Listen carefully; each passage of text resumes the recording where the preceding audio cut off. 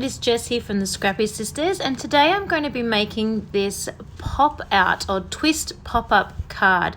Now I got the tutorial from maymaymadeit.com, and I strongly recommend you go and check out Maymay because she's going to explain this far better than I can, I am sure. So I will link her video in the description box down below, but it is an awesome card and it is not that tricky, I promise you, and I definitely think you should pop on over and check it out. So to start with, first thing you're going to do is you're going to cut your base, sort of the pop-out mechanism part of the cardstock, and you're going to cut that at 8.5 centimeters by 8.5 inches by 10 7/8 inches. So that's your step number 1. Then you're going to score that at 2.25 inches, 4.25 inches, and 6.25 inches on the short side. Then you're going to flip it and work on the long side, and you're going to go 3 7/8 inches, 5 3/8 inches, 6 7/8 inches. And you can see I've got all of that written down, so I can absolutely send it to you, or if you pop on over to maymaymadeit.com, she has got it all written down there as well. Next, you need to cut out the strip that you are going to adhere to be where your stamping and stuff goes for your pop-out part. And that is 3 inches by 11 inches. And you need to score that at 2 3/4, 5.5, and 8.25 inch. Then you just need one piece of pattern paper that's going to be the pattern on the inside of your card, and also what you're going to mat your stamping images on. So I cut 2 3/4 inches by 2.5 inches, and you'll need to cut 4 of those because you are going to have 4 little pop-out bits. Of course, I ran out of cardstock on there, so I just need to cut one more little one. Do be aware of your pattern direction. I actually have cut this one in the wrong direction and I will recut it again later, so do watch that. Finally, you need to cut with that same pattern paper the mats that are going to go inside your card that you will trim on a pointy edge later, and these are 3 3/4 inch by 5.5 inch.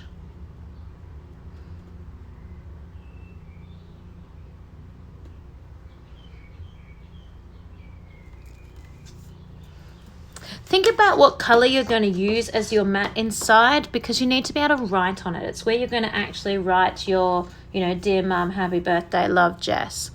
Then this bright pink, this is the main card, the actual cardstock card base. So, and it is 4 1/4 inch by 11 inches. And you're going to score that at 5.5 inches.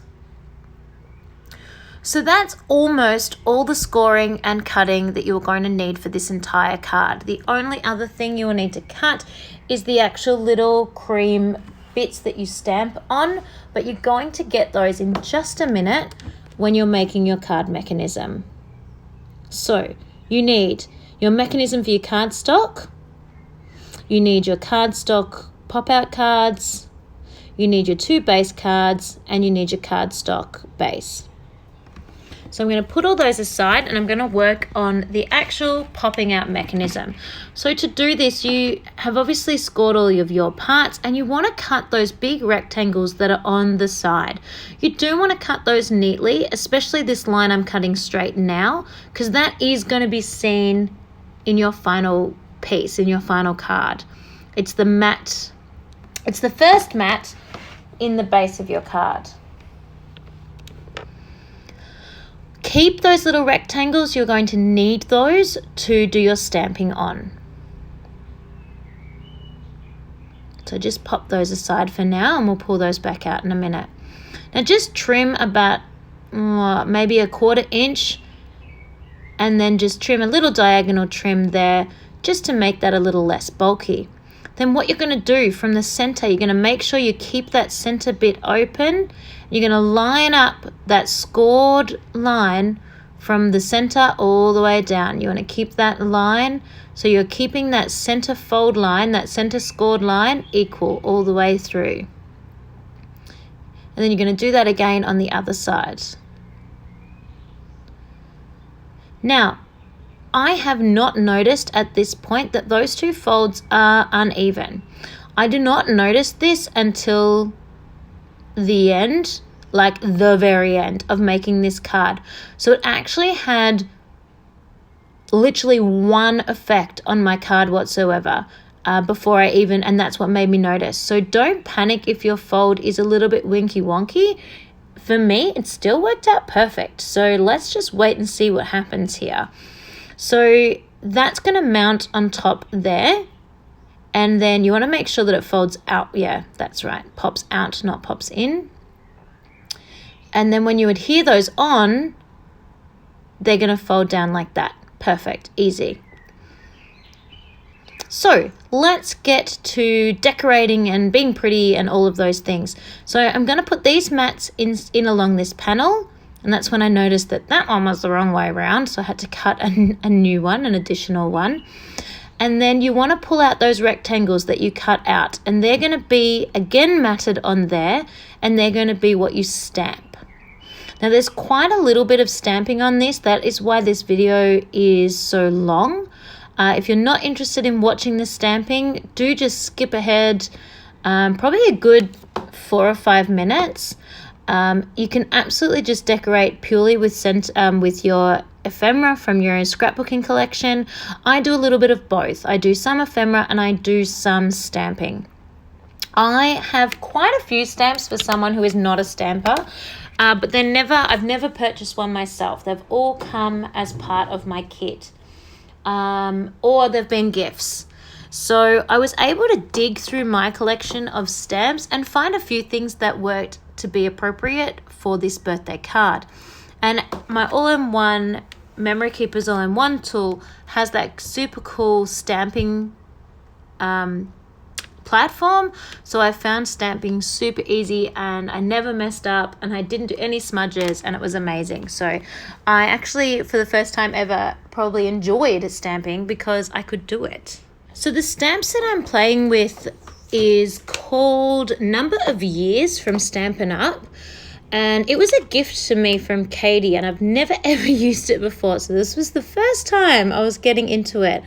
And I'm just using Memento Tuxedo Black and I'm stamping the words Happy Birthday Again in brackets because I think it's a little bit funny and I think that sentiment worked really well for both a male and a female card. I did just stamp the same thing on both of the cards because I didn't have a lot of sentiments, and once I found something that I thought worked reasonably okay, I just rolled with it. So Happy Birthday Again is on one of the squares, and then on the next square I have used my pink paisley Lucky Us stamp set, which is this one now, which is You Are One of a Kind.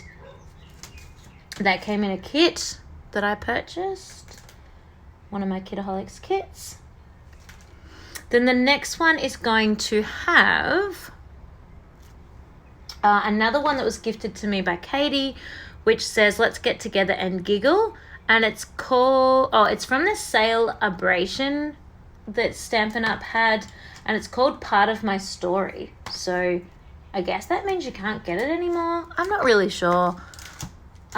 These kind of stamp supplies are not my forte, but I know that there are people in my channel that are Stampin' Up people, so definitely feel free to leave a comment down below and someone will get back to you, I am certain. Then this one here that just says Just For You, that is from my Fleur, F-L-E-U-R, Kaiser Craft stamp set as well. It's one long word that says Just For You, but I wanted it in the 3 separate sections. You can absolutely get a post-it note to cover the sections you're not using, but I used my still Mementos Tuxedo Black, but the teardrop shaped one, so that I could just more easily manipulate where I want to be stamped. So once I've gone ahead and stamped all the sentiments on, I then am going to do a little bit of decorating. And with the decorating, I am still using the number of years stamp set, and there's just these little dots that are in kind of a, as if you're throwing confetti in the air type of configuration. And I'm going to use those to add a little bit of something to each of the each of the words, Jessica, would be good.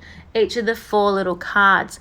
And I noticed that the color that works well with the Pick Me Up collection was Rosebud and Zeal Teal. And then the colors I used for the boy, the Jack and Jill one, was Northern Pine and a Fabrico Craft ink in Tangerine. That's orange, obviously, Tangerine. So yeah, just in case, I know some people like to know what colors you use and what you do. So now I have officially told you all of the things.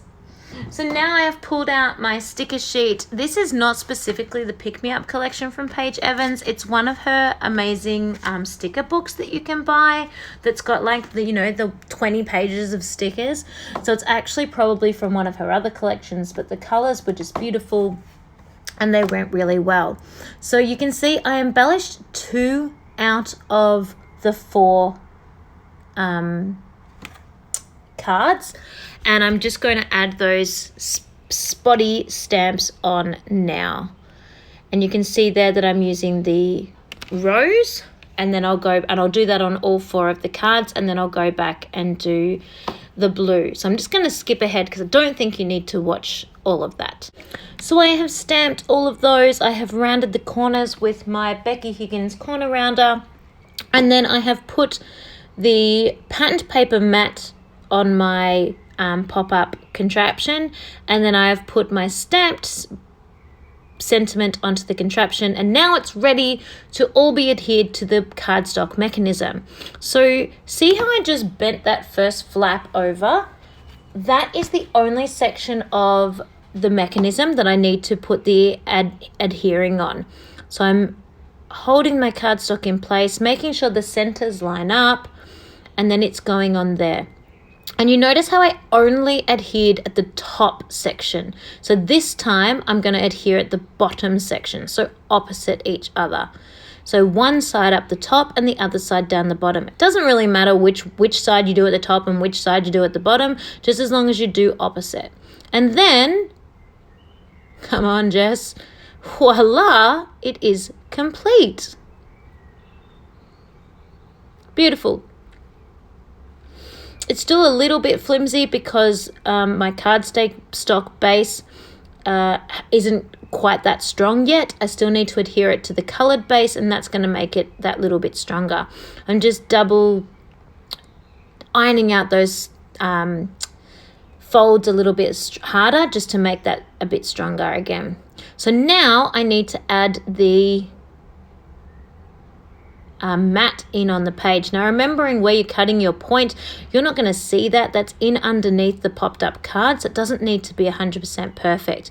But this is where I finally noticed that my folds were not even. I had no idea up until this point because I cut this triangle. I was like, hey, that is way different. They should have cut, it should be a perfect triangle. They should have cut exactly the same. And I just had no idea. So it was like, it literally took until now for me to realize that my folds hadn't been perfect, and I didn't even know. So it didn't affect the quality of my card at all, which is great because I really, after all this, I didn't really want to do it again. So I go ahead and adhere that down onto my page, onto the top and bottom of the page. And then it is time to mount the whole thing onto the actual card base. This is important because A, it gives the card a nice rectangular look, and B, it just gives it that little bit more strength for when opening and closing it. It's not so sort of flippy, I guess. It is a pretty essential part of the card. So I already had scored my cardstock and could fold that in half. So I'm just keeping the actual card in place, and then I'm going to glue the top down first. I'm going to fold the top down on top, and then I'll flip it over and do the other side. just trying to get it as center as I can. I am a little bit, I noticed after I opened it up, I didn't do a super great job of making it center, but it's homemade. Let's give ourselves a little bit of a break. All you notice is how amazing it is when it pops open anyway. No one looks at how perfectly measured, is it's 2 centimeters on one side. It's only 1 centimeter on the other side, Jessica. So you can especially see now when you're looking at the card how wonky those triangles were, those folds were. I can't believe I didn't notice that during the creating. But look at it. It's beautiful. So I am so happy with the way these turned out. I think they're just amazing. And now it is on to decorating the front, because I can't just leave a plain front. So I am going to put this little piece down here. It got cut at some stage throughout the creating, and it's just the perfect size. It's exactly 4 inches long, or 5.5 inches long. Yeah, 5.5 inches long. So it's just the perfect size for the front of my card. So I can't not use it. But on the boy version, I just stuck it straight onto the card, and I feel like it's lacking something. So on this girl version, I'm also going to mount it on a little bit of the cream, just to tie it in with what's going on inside with the pop-ups as well. So just organizing all of that. I didn't have quite enough cream, so I did have to put a join in it, but I'm not worried about it because I know I'll just cover the join with the embellishment I'm going to use. So once I stick this all down, I'm going to pull out my sticker sheets again, but I'm also going to pull out a little bit of ephemera as well, I think, just to go on the top. So I'm going to use, I think I'm going to use some florals. I think that will be a really nice touch. So I'm just looking through those gorgeous florals to see which ones look the best. And I want to use that says, "You're my favorite, pick me up." And then I'll put that big floral there. And of course, I've strategically placed it over the join, so you don't even know there was a join in that cream anymore. Pop a little bit of foam on the back so that the pick-me-up can pop up on foam. And then I'm thinking it just needs one more little thing down in the bottom right-hand corner, and it will be complete. So I will have some close-up photos for you at the end as well. So again, just a reminder, I will put May's tutorial down underneath, maymaymadeit.com. She's got a blog post with all of her instructions, and then she's also got a YouTube tutorial video. I'm sure you could find many if you type in twist pop-up card, but that was the specific one that I followed. It was actually way easier than I thought it was going to be. It looked really tricky, but once I actually did it, it was totally not. And I'm really happy with how this all turned out. So feel free to give me a shout out if you want me to send you that information or anything like that. But hopefully you can go and create one of these for yourself as well. Thank you so much for watching. I'm going to pop on over to my close-up photographs so that you can check out how this looks up close as well. Have you been enjoying our videos so far? I know cards are a little bit different for us. I don't think it's going to be a regular thing on our channel. It's not usually something that I do. I've done it specifically for this advent calendar series. But yeah, if you like it, let us know. Katie is a card maker, so she could always pop up some more if it's something you like looking at and enjoy knowing about. For me, the challenge for me specifically is I really wanted to make cards using my scrapbooking supplies. I'm not a standard card maker. I don't have a lot of card making supplies, so I wanted to use the kind of everyday supplies that a scrapbooker would have. So I hope I have inspired you to get out there and to give this a go as well. Thank you everyone. Have a wonderful day.